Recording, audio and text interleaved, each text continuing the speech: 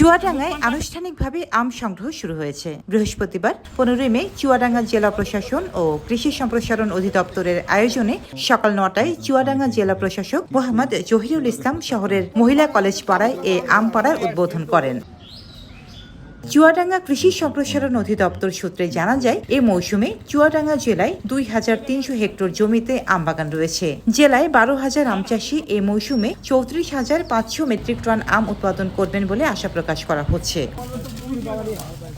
চুয়াডাঙ্গা জেলা প্রশাসক জানান, 15 মে আমরা এই মৌসুমের আম সংগ্রহ আনুষ্ঠানিকভাবে শুরু করেছি।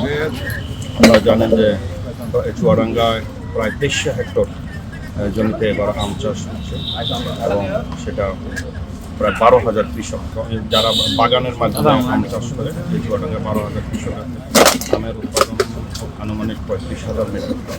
চুয়াডাঙ্গা কৃষি সম্প্রসারণ অধিদপ্তরের উপপরিচালক মাসুদুর রহমান সরকার বলেন, জেলাব্যাপী আম সংগ্রহের যে সূচিটি দেওয়া হয়েছে তার বাইরে কেউ অপরিপক্ক আম পাড়তে পারবে না। কেউ যদি এর ব্যত্যয় ঘটায় তবে তার বিরুদ্ধে আইনগত ব্যবস্থা নেওয়া হবে।